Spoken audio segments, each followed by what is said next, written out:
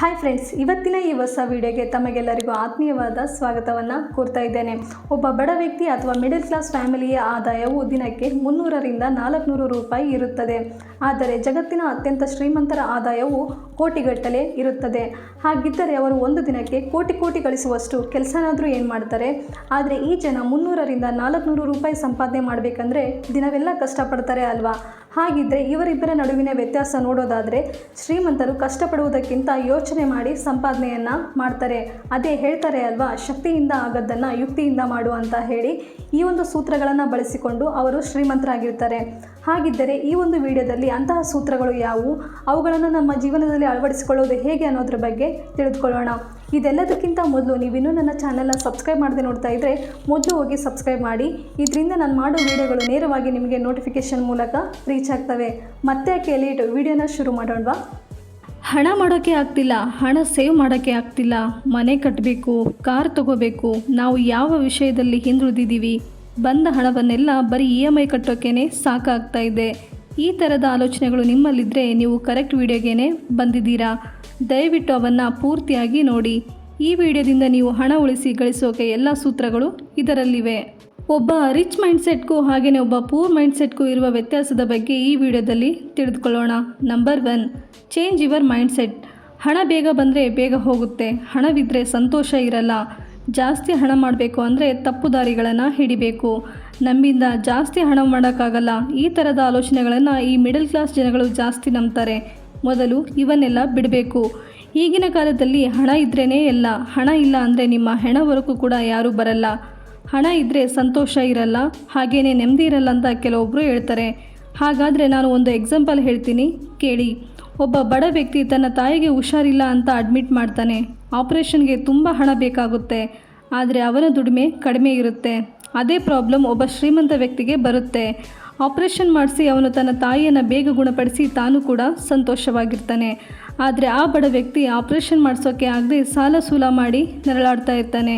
ಕೊನೆಗೆ ತನ್ನ ತಾಯಿಯನ್ನು ಕಳೆದುಕೊಳ್ತಾನೆ. ಹಾಗಾದರೆ ಈಗ ಹೇಳಿ, ಹಣ ಇದ್ದರೆ ಸಂತೋಷ ಇರಲ್ವಾ ಅಂತ? ಹಣ ಬೇಗ ಬಂದರೆ ಬೇಗ ಹೋಗುತ್ತೆ ಅಂತ ನಂಬ್ತಾರೆ. ಹಣ ಬೇಗ ಬಂದರೆ ನೀನು ಅದನ್ನು ಉಳಿಸಿಕೊಳ್ಬೇಕು. ಹಣ ಬಂತು ಅಂತ ನಿನ್ನ ಹುಚ್ಚುತನವನ್ನು ಮೆರೆಯದೆ ಶೋಕಿ ಮಾಡಿ ಜೂಜಾಡಿ ಬಂದ ಹಣವನ್ನೆಲ್ಲ ನಿನ್ನ ಕೈಯಾರೆ ಹಾಳು ಮಾಡಿಕೊಂಡ್ರೆ ಹೇಗೆ ಉಳಿಯುತ್ತೆ ಹೇಳು? ಹಣ ಬಂತು ಅಂತ ನಿನಗೆ ಕೊಬ್ಬು ಬರುತ್ತೆ, ನಿನ್ನ ಬುದ್ಧಿ ಹಾಳಾಗುತ್ತೆ. ನೀನು ಬಂದ ಹಣವನ್ನು ಹೇಗೆ ಡಬಲ್ ಮಾಡಬೇಕು ಅಂತ ಯೋಚನೆ ಮಾಡಬೇಕು. ಆಗ ತಾನೇ ನೀನು ಶ್ರೀಮಂತನಾಗೋಕ್ಕೆ ಸಾಧ್ಯ. ಹಣ ಒಂದು ನಿರ್ಜೀವ ವಸ್ತು. ನೀನು ಅದನ್ನು ಹೇಗೆ ಬಳಸಿಕೊಳ್ತೀಯೋ ಅದು ಕೂಡ ನಿನ್ನ ಹಾಗೇ ನೋಡಿಕೊಳ್ಳುತ್ತೆ. ಬಂದ ಹಣ ಯಾವತ್ತೂ ಹೋಗಲ್ಲ. ನಿನ್ನ ಯೋಚನೆ ಸರಿಯಾಗಿರಬೇಕು ಅಷ್ಟೇ. ಅದಕ್ಕೆ change your mindset. Number 2, make assets then comforts. ಒಬ್ಬ ಶ್ರೀಮಂತ ವ್ಯಕ್ತಿ ಏನು ಯೋಚನೆ ಮಾಡ್ತಾನೆ ಅಂದರೆ, ತನಗೆ ಬಂದ ಹಣದಿಂದ ಮೊದಲು ಕೆಲವು ಅಸೆಟ್ಸ್ಗಳನ್ನು ಮಾಡಿಕೊಳ್ತಾನೆ. ಅಂದರೆ ಆದಾಯದ ಮೂಲಗಳು, ಲೈಕ್ ಸಾಲ ಕೊಡೋದು, ಮನೆ ಬಾಡಿಗೆ ಕೊಡೋದು, ಈ ಥರ ಯಾವುದ್ರಲ್ಲಾದರೂ ಇನ್ವೆಸ್ಟ್ ಮಾಡಿ ಅದರಿಂದ ಅವನಿಗೆ ತಿಂಗಳು ಆದಾಯ ಬರುವಂತೆ ಮಾಡಿಕೊಳ್ತಾನೆ.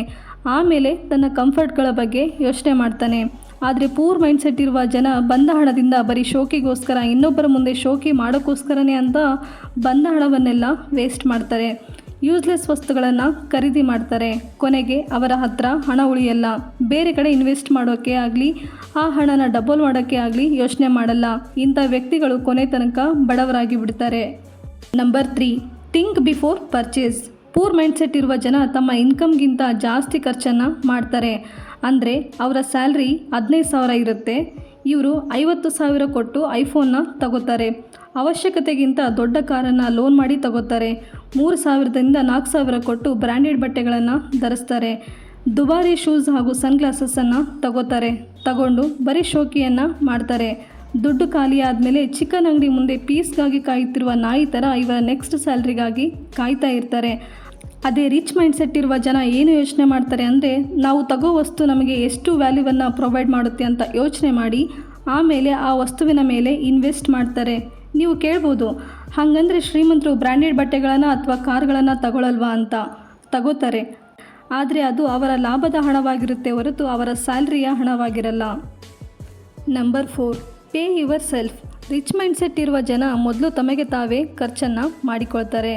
ದೊಡ್ಡ ಶ್ರೀಮಂತರು ಹೇಳೋದು ಕೂಡ ಇದೇನೆ, ನಮಗೆ ಬಂದ ಹಣದಿಂದ ನಮಗೆ ನಾವು ಮೊದಲು ಖರ್ಚನ್ನು ಮಾಡಬೇಕು.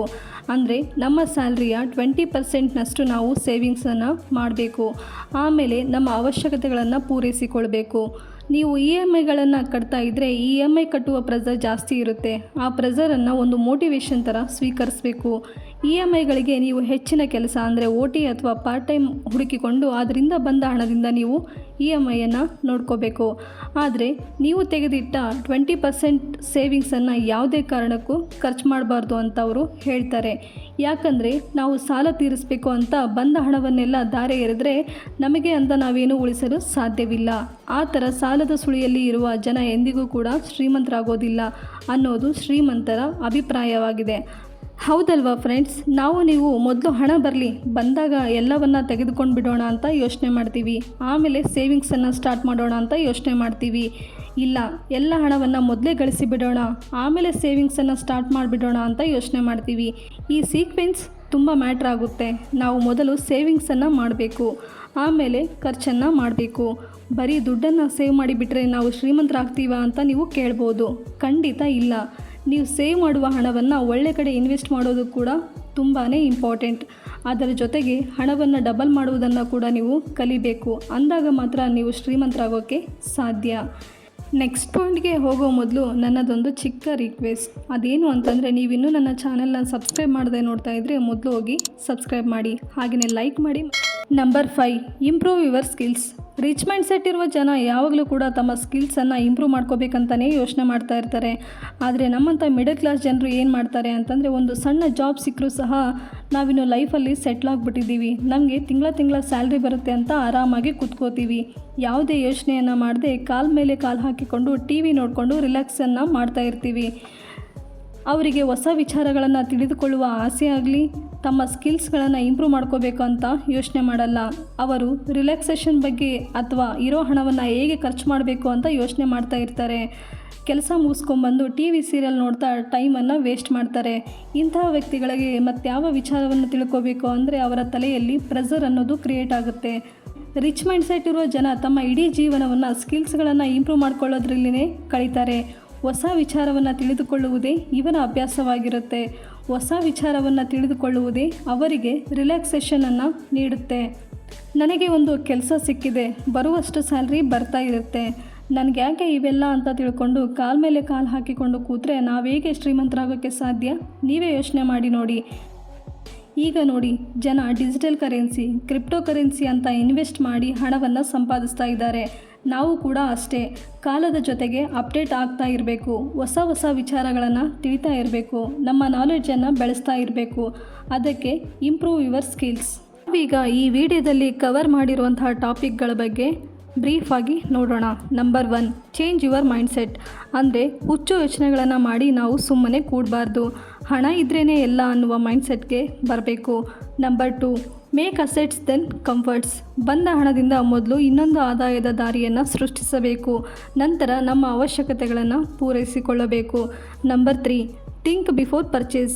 ಯಾವುದೇ ವಸ್ತುವಿನ ಅವಶ್ಯಕತೆಯನ್ನು ತಿಳಿದು ನಮ್ಮ ಬಜೆಟ್ನಲ್ಲಿ ಬರುವಂತೆ ಅದನ್ನು ನೋಡಿಕೊಳ್ಬೇಕು. ವೇಸ್ಟ್ ಖರ್ಚುಗಳನ್ನು ನಿಲ್ಲಿಸಬೇಕು. Number 4, pay your self. ಅಂದರೆ ಮೊದಲು ಹಣವನ್ನು ಗಳಿಸಬೇಕು, ಆಮೇಲೆ ಬಳಸಬೇಕು. EMIಗಳಿಗೆ ಬೇರೆ ಕೆಲಸಗಳನ್ನು ಮಾಡಬೇಕು. Number 5, improve your skills. ನಾವು ಕಾಲದ ಜೊತೆಗೆ ಬದಲಾಗ್ತಾ ಇರಬೇಕು, ಹೊಸ ವಿಚಾರಗಳನ್ನು ತಿಳಿದುಕೊಳ್ಳಬೇಕು. ಇನ್ವೆಸ್ಟಿಂಗ್ ಪ್ಲ್ಯಾಟ್ಫಾರ್ಮ್ಗಳ ಬಗ್ಗೆ ಗಮನ ಇರಬೇಕು. ರಿಲ್ಯಾಕ್ಸೇಷನ್ ಆಗಲಿ ಅಥವಾ ಕಾಂಪ್ರಮೈಸೇಷನ್ ಆಗಲಿ ಇರಬಾರ್ದು. ನೋಡಿದ್ರಲ್ಲ ಫ್ರೆಂಡ್ಸ್, ಇದಿಷ್ಟು ಈ ವಿಡಿಯೋದ ಮಾಹಿತಿ ಆಗಿತ್ತು. ಹಣವನ್ನು ದುಡಿಯೋದಷ್ಟೇ ಅಲ್ಲ, ಹಣವನ್ನು ಸದುಪಯೋಗಪಡಿಸಿಕೊಂಡಾಗ ಮಾತ್ರ ನಾವು ಶ್ರೀಮಂತರಾಗಲು ಸಾಧ್ಯ. ಈ 5 ಪಾಯಿಂಟನ್ನು ನೆನಪಿನಲ್ಲಿ ಇಟ್ಕೊಳ್ಳಿ, ಇದರಿಂದ ನಿಮಗೆ ಹೆಲ್ಪ್ ಆಗ್ಬೋದು. ಇದೇ ರೀತಿಯ ಅನೇಕ ಸೂತ್ರಗಳು ಇದ್ದಾವೆ, ಅವುಗಳು ನಿಮಗೆ ಬೇಕಾದಲ್ಲಿ ಪಾರ್ಟ್ 2 ಅಂತ ಕಮೆಂಟ್ ಮಾಡಿ. ನೋಡಿದ್ರಲ್ಲ ಫ್ರೆಂಡ್ಸ್, ಇದಿಷ್ಟು ಈ ವಿಡಿಯೋದ ಇಂಟ್ರೆಸ್ಟಿಂಗ್ ಮಾಹಿತಿಯಾಗಿದ್ದು, ಈ ಒಂದು ಸೂತ್ರಗಳು ನಿಮಗೆ ಸ್ವಲ್ಪ ಮಟ್ಟಿಗಾದರೂ ಹೆಲ್ಪ್ಫುಲ್ ಆಗುತ್ತೆ ಅಂತೇಳಿ ಭಾವಿಸ್ತಾ ಇದ್ದೇನೆ. ನಿಮಗೆ ಈ ವಿಡಿಯೋ ಇಷ್ಟ ಆಗಿದ್ದರೆ ಲೈಕ್ ಮಾಡಿ, ಶೇರ್ ಮಾಡಿ ಮತ್ತು ಸಬ್ಸ್ಕ್ರೈಬ್ ಮಾಡೋದನ್ನು ಮರಿಬೇಡಿ. Thank you for watching.